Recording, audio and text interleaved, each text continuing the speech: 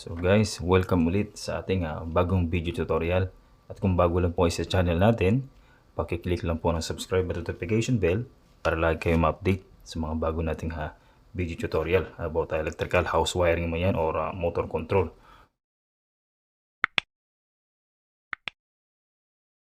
So guys, ang tutorial natin ngayong araw is selector switch version to ng ating time delay safety alarm operation forward reverse control circuit tutorial natin. So guys, sa mga nauna nating tutorial sa ating safety alarm na forward reverse ay gumamit tayo doon ng push button na version naman natin. So ngayong araw na to guys, gagawin naman natin ang selector switch version. Okay guys, discuss ko lang yung mga gagamitin nating pyesa sa ating tutorial ngayong araw na time delay safety alarm operation forward reverse control circuit selector switch version.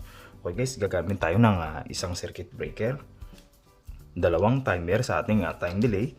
Ay ito yung para sa ating forward at saka sa ating reverse. Ito guys, 220, tsaka dalawang magnetic contactor na 220 volts at saka isang thermal overload relay na protection sa ating motor at isang selector switch para sa ating forward, off, reverse. So guys, ang ating selector switch ay normally open nyo guys. Ibig sabihin, pag sinelect ko ng ganyan, itong normally terminal na to ay magko-close. Pag nasa gitna naman siya, ayan ay off. Pag sinelect ko naman sa ganyan, itong kabila guys, ay magko-close naman. Ito ay normally open parehas guys.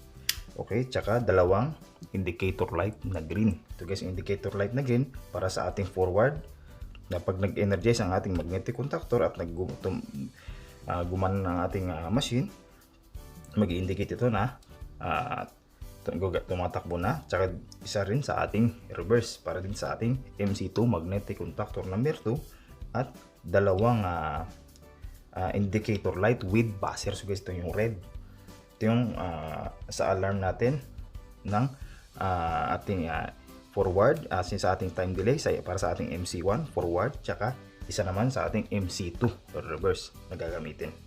Okay guys, nga pala guys, kung napapansin nyo, meron na tayong nakakabit na existing wire tulad na sa mga nauna nating video tutorial. Usually nagkakabit ako ng line 2 ng ating mga pyesa. So guys, umpisa sa ating line 2 ng ating circuit breaker, line 2 ng ating timer, magnetic contactor, at saka sa ating mga indicator light. Meron na tayong line 2 na wire. Tsaka kung napapansin guys, itong blue wire na to guys, since tulad ng sabi ko, yung lahat ng red wire ay line 2, yung ating blue wire naman ay yan po yung ating line 1 ng ating indicator light, tsaka ng ating indicator light with buzzer. So guys, itong wire na to ay kinabit ko na para mas mabilis ang ating tutorial. Okay guys, umpisahan na natin ang pagwa-wiring ng ating tutorial ngayong araw na selector switch version na time delay safety alarm operation forward reverse. Okay guys, so guys, reminders lang ulit at make sure na bago tayo mag-umpisa ng pagwa-wiring o kayo man ang gagawa ng wiring na to o control circuit na to, make sure na nakapatay ang ating circuit breaker for safety purposes guys. So guys, susundan natin to ang ating schematic diagram na ginawa. Isa-isahin natin ang pagkabit ng wire sa ating mga pyesa hanggang sa ating matapos at sa ating mapagana. Okay guys, nga pala guys, kung meron kayong katanungan sa ating tutorial or suggestion, mag-comment na kayo sa baba at pakiclick lang po ng subscribe at notification bell sa baba sa kanan at paki-like and share na rin po para lagi kayong ma-update sa mga bago nating video tutorial na ina-upload every week. So guys, 2 to 3 videos tayo every week. Okay guys, maraming salamat. Okay guys, from line 1, tignan nyo guys ang ating schematic diagram. Susundan natin to. From line 1 ng ating circuit breaker, diretso tayo ng terminal 95 ng ating thermal overload relay. So guys, tatap tayo ng line 1. Tignan nyo itong ating schematic diagram na ginawa. From line 1, diretso siya ng terminal number 95. So guys, line 1, diretso siya ng terminal number 95 ng ating thermal overload relay. So So guys, yung ating thermal overload relay na terminal number 95 ay NC. So nakikita nyo sa ating schematic diagram, NC normally closed, OL overload yan. Thermal overload relay natin yan ay normally closed, terminal number 95. Okay guys, nakatap na tayo ng terminal number 95. Labas tayo ng terminal number 96.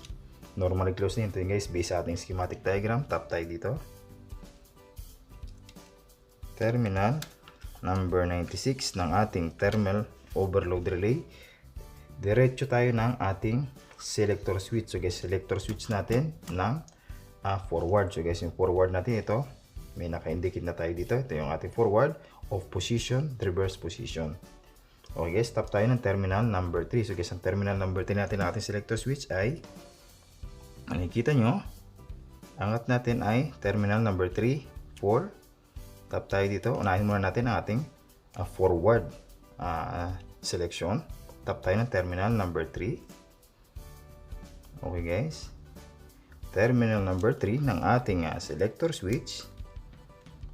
Galing siya sa terminal number 96. Based sa ating schematic diagram, kung nakikita nyo, labas siya ng terminal number 4. Okay, sa ating schematic diagram. Kasi ito pag sinelect mo, itong ating selector switch guys, kung nakikita nyo, tataas yan. Itong linyang to, tataas yan. Magko-close contact to, diretsong kuryente. Pag ni-reverse mo naman, pag naka-forward ka, i-off mo, babalik ulit siya sa gitna, off position. Pag ni-reverse mo, ito namang linyan to ay magko-close, open to ang ating forward selection. Ang magko-close naman ang ating reverse selection, papunta sa ating reverse control circuit. Okay guys, balik tayo from terminal number 96. Tap tayo ng terminal number 3. Ito yun guys, terminal number 3. Okay, labas tayo ng terminal number 4. Okay guys, terminal number 4. Tap tayo terminal number 4 ng ating forward selection natin ng ating selector switch. Okay guys, tap tayo ng ating terminal number 4. Ito guys, yung wire na hawak ko, diretso ito ng, kung nakikita nyo sa ating schematic diagram, diretso ito ng terminal A1 ng ating timer, yung ating T1. Ito yun guys, based sa ating schematic diagram, yung ating T1. Ito yun guys, terminal A1 ng ating timer. Yung A1 guys, ito yung line 1 terminal, yung coil ng ating timer.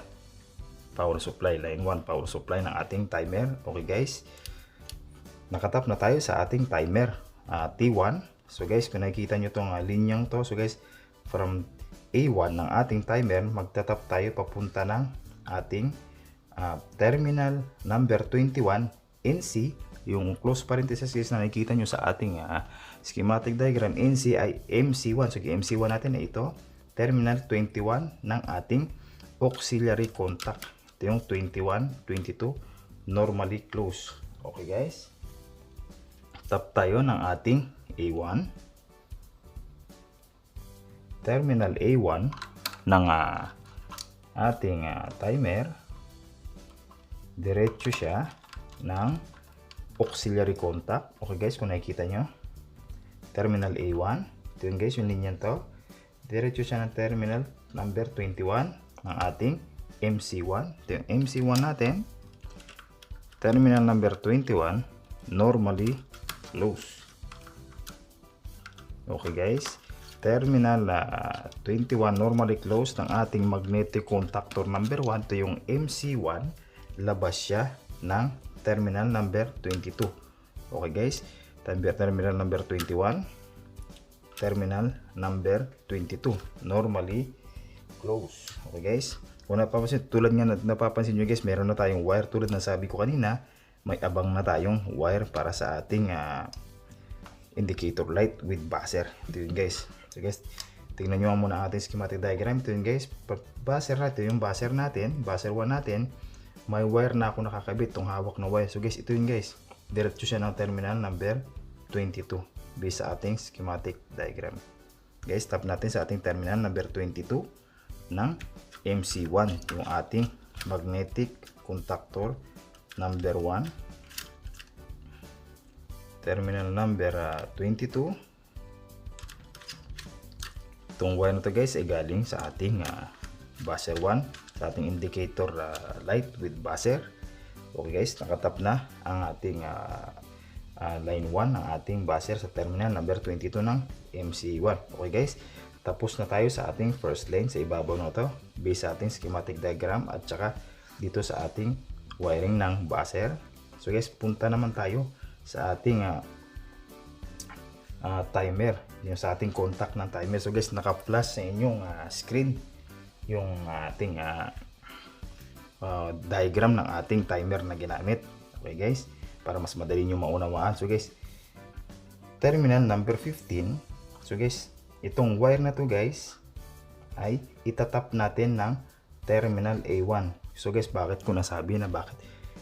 Kung nakikita nyo sa ating schematic diagram, nakadiretso siya ng terminal number 4 ng ating selector switch. So guys, kaya ko dito itatap kasi kung napapansin nyo, tignan nyo ang ating timer, ang ating T1, A1, tsaka ang 15 ay magkatabi lang. So terminal A1 ng ating timer 1, ito yun guys, tsaka ating terminal number 15, ito yung common ng ating contact ng ating timer, ay halos magkatabi lang sila. So guys, kung magtatap tayo dito ng selector switch, medyo malayo ang aking ita-travel. So guys, since na itong wire na to ay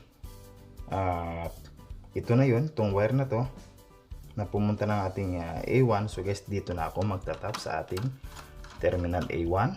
So guys, papunta ng ating terminal number 15 para mas maiksi ang travel natin ng ating wire. Guys, itong wire na to, magja-jump na tayo from A1 papunta ng terminal number 15. Ito yun guys, ulitin ko. So guys, pasensya na kayo kung minsan napapansin nyo 2 hanggang 3 beses ko binabanggit kung saan terminal ko ginagamit at ano ang function ng contact na yan, para mas madali nyo maunawaan at maintindihan, at kung kayo man ang gagawa ng control na to, madali nyong magawa at ma-perform yung pag-wiring. Okay guys, balik tayo. Terminal A1, ito yun guys, tap tayo ng terminal number 15 ng ating T1. Ito yung ating timer number 1. Okay guys, tap tayo dito ng ating A1 ng ating timer number 1. Diretso siya ng terminal number 15. Halos magkatabi lang sila guys. Ito yung terminal number 15, common ng ating timer. Naka-flash po sa inyong screen para mas madali nyo maunawaan.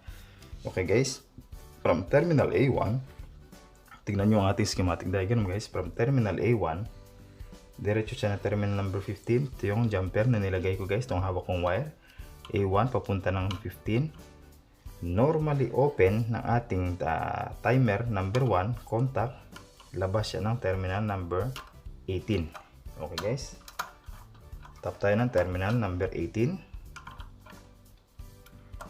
kasi kailangan natin ng normally open. Guys, from terminal number base, tingnan nyo ang ating schematic diagram. From terminal number 18, diretso naman siya ng A1 ng ating MC1. MC1 magnetic contactor number 1. From terminal number 18, itong hawak kong wire guys, diretso siya ng A1 ng ating MC1. Okay guys, tatap natin dito. Okay guys, A1, ito yung line 1 coil ng ating magnetic contactor. So guys, kung napapansin nyo, meron tayong run green. Ito yung green natin na pilot light, indicator light natin para pag na-energize ang ating magnetic contactor number 1 ng ating forward, mag-indicate siya na naka-trigger na ang ating MC1. So guys, isabay na rin natin. Tulad na sabi ko kanina, itong hawak kong wire, meron na rin tayong abang na line 1 para sa ating indicator light. So guys, tingnan nyo ang ating schematic diagram, paliwanag ko lang. Ito yung ating ilaw. Ito yung guys, yung linya to, itatap natin ng A1 ng ating magnetic contactor. Ito yung guys, A1. Tatap na rin natin, isabay na natin yung sa wire na galing ng terminal number 18 ng timer. Okay guys, tap natin dito yung ating wire na galing sa ating green pilot light. Okay guys, nakatap na sa ating A1. Okay guys, tapos na ang ating pagwawiring dito sa ating forward circuit. So guys, punta naman tayo sa ating reverse circuit. So guys, sa ating reverse control circuit, okay guys, kung napapansin nyo to guys, tignan nyo ang ating schematic diagram na ginawa. So guys, magtatap tayo ng wire sa terminal number 3. Yeah? Itong wire na to ay galing sa ito guys, tignan nyo ang ating thermal overload relay, terminal number 96, diretso siya ng terminal number 3. Ito yun guys, terminal number 96 sa ating schematic diagram, diretso siya ng terminal number 3. Magtatap tayo dun guys, papunta siya ng terminal number 3 din ng ating, papunta ng reverse selection ng ating selector switch. Guys, tap tayo dito, terminal number 3. Yun guys, terminal number 3, ito yung galing ng terminal number 96 ng ating thermal overload relay. Okay, stop tayo dito sa terminal number 3 ng ating selector. Okay, based sa ating schematic diagram, diretso siya, itong terminal number 3 ng ating forward, diretso siya ng terminal number 3 ng kabilang contact ng ating selector switch para sa ating reverse. Then guys, tap natin dito. Okay guys, nakatap na ang ating ito based sa ating schematic diagram na ginawa. So guys, terminal number 3, ito yun guys, galing na ating terminal number 6. Tap tayo terminal number 3, papunta ng terminal number 3 ng ating selector switch. Labas siya ng terminal number 4. Okay guys, nakikita nyo sa ating schematic diagram, terminal number 3 ng forward natin, nagtap siya, diretso siya ng terminal number 3 ng selector switch para sa ating reverse, labas siya ng terminal number 4. Okay guys, tap tayo sa ating terminal number 4 ng ating selector. So guys, para sa ating reverse, tap natin dito, terminal number 4 ng ating selector switch para sa ating reverse. Okay guys, nakatap na. So guys, itong wire na to guys, ito yun guys, tingnan nyo ating schematic diagram na ginawa.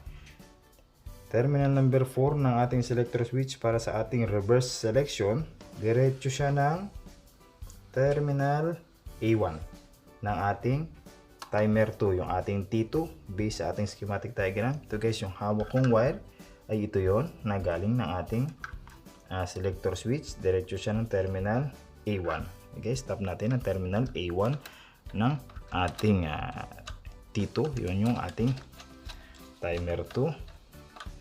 Okay guys, nakatap na tayo sa ating timer 2. So guys, magtatap naman tayo ng wire ng ating terminal number 21. Ito yun guys, terminal number 21.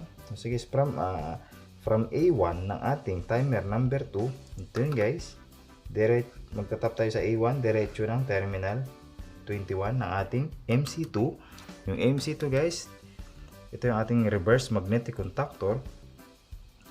Tap tayo ng terminal number 21 ng ating auxiliary contact ng ating magnetic contactor namin ito, yung MC2 21, NC 22. Okay, stop muna tayo ng A1. Ito yun guys, tap tayo ng A1 ng ating timer based sa ating schematic diagram na ginawa.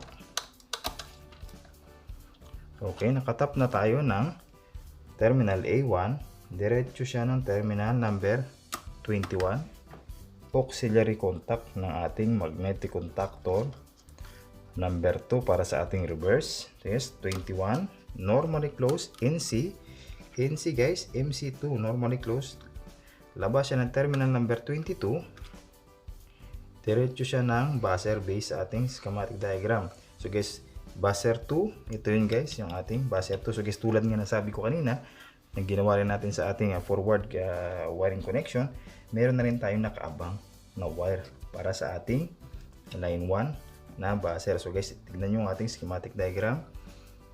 Buzzer number 2, itong wire na ito itatap natin sa terminal number 22 ng auxiliary contact ng ating magnetic contactor number 2. Guys, tap tayo dito. Terminal number 22 ng ating MC2. Magnetic contactor number 2 para sa ating reverse control circuit. Guys, tapos na tayo dito sa linyang to from selector switch. Itong wire linyang to guys sa ating schematic diagram. Diretso ng A1, T2, tsaka buzzer. Dumaan ang ating auxiliary contact ng ating MC2. Guys, punta naman tayo dito sa parting baba ng ating schematic diagram. So guys, tulad ng ginawa natin kanina, ganun din ang gagawin natin. Instead na terminal number 50, itatap natin sa terminal number 4. Since na magkatabi lang ating T2, ito yun guys, A1, tsaka terminal number 15. Magja-jump lang tayo tulad ng ginawa natin kanina sa ating timer number 1. Okay guys, tap tayo ng terminal A1, ito yun guys. Terminal A1, diretso na terminal number 15. Ito yun guys, yung wire na kakabit ko, magja-jumper tayo.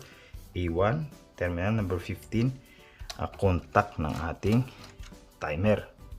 Okay guys, naka-plus din sa inyong screen para mas madali nyo maunawaan yung ating diagram ng ating timer. Okay, stop muna tayo sa ating terminal number A1 ng ating timer number 2. Diretso ng terminal number 15. Okay guys, terminal number 15, common ng contact ng ating timer number 2. Based sa ating schematic diagram guys, kung nakikita nyo, tignan nyo ito, labas siya, terminal number 15, 18, normally open, timer 2, yung T2 natin. Okay guys, tap tayo ng terminal number 18 ng ating timer. Okay guys, nakatap na tayo ng terminal number 18 ng ating timer. Diretso siya ng A1 based sa ating schematic diagram. A1 ng ating MC2, yung ating MC2 magnetic contactor number 2. Okay guys, itong wire na to galing ng terminal number 18. Ito yun guys, tap tayo ng terminal A1 ng ating MC2. Okay guys, tulad na sabi ko kanina, itatap natin dito sa A1. Ito yun guys, ang galing terminal number 18 na timer, itong wire na to, isabay na rin natin ang ating run green pilot light para sa ating reverse circuit. Ito guys, tulad meron na rin tayong nakaabang na wire line 1 ng ating green pilot lamp para sa ating reverse magnetic contactor. Okay, stop na rin natin kasabay anong wire na galing ng terminal number 18 ng ating timer 2 sa ating A1. Yung A1 guys, yun yung terminal number line 1 coil ng ating magnetic contactor. Okay guys, tapos na ang pagwa-wiring natin. So guys, pwede na natin testingin ang ating tutorial ngayong araw na selector switch version time delay safety alarm operation forward reverse control. Okay guys, testingin na natin ang ating ginawang tutorial ngayong araw. So guys, power on ko lang yung ating circuit breakers. Naka-off ang ating selector switch. Okay guys, naka-on na ang ating circuit breaker. So nga pala guys, kung meron kayong katanungan sa ating ginawang tutorial ngayon or suggestion, mag-comment lang kayo sa baba at pakiclick lang po ng subscribe at notification bell sa baba sa kanan para ma-update kayo sa mga bago nating video tutorial. So guys, 2 to 3 videos tayo every week. So guys, house wiring or motor control man yan. So guys, sana mag-subscribe kayo para lagi kayo ma-update. So guys, maraming salamat. Okay guys, naka-power on na ang ating circuit breaker. So guys, unahin muna natin ang ating forward.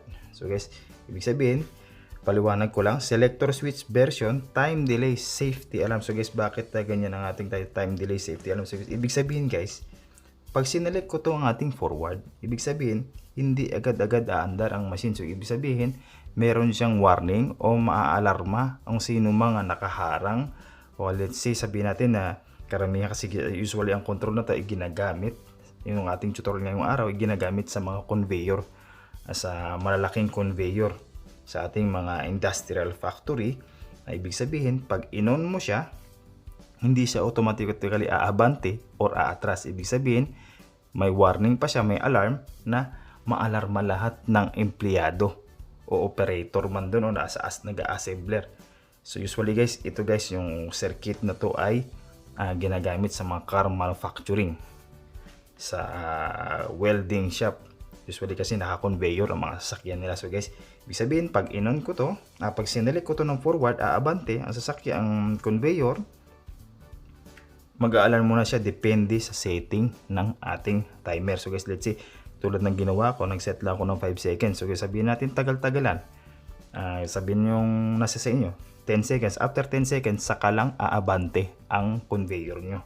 Kung saan application nyo man gagamitin ito, ang ating circuit. So guys, nakaset na tayo ng 5 seconds ng ating timer number 1, timer number 2. So timer number 1 sa ating forward, timer number 2 para sa ating reverse. Okay guys, select ko lang, naka-off position tayo ng ating selector switch. Okay guys, select ko lang.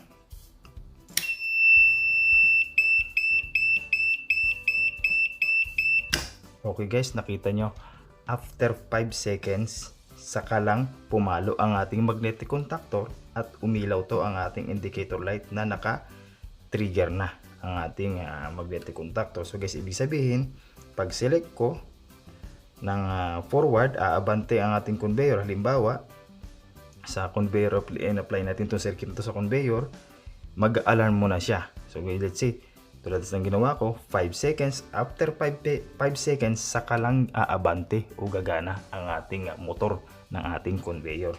Okay guys, ganun din sa ating reverse. I-off position to guys. Okay, patay. Angat ang ating magnetic contactor number 1, yung ating MC1. So guys, testingin naman natin ang ating reverse.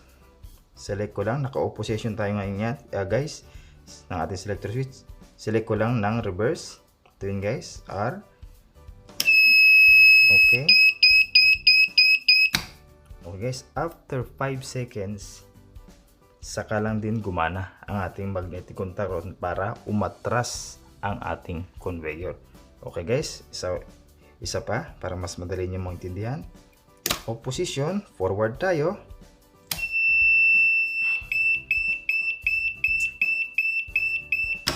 Okay guys, off. Reverse selection ng ating selector switch.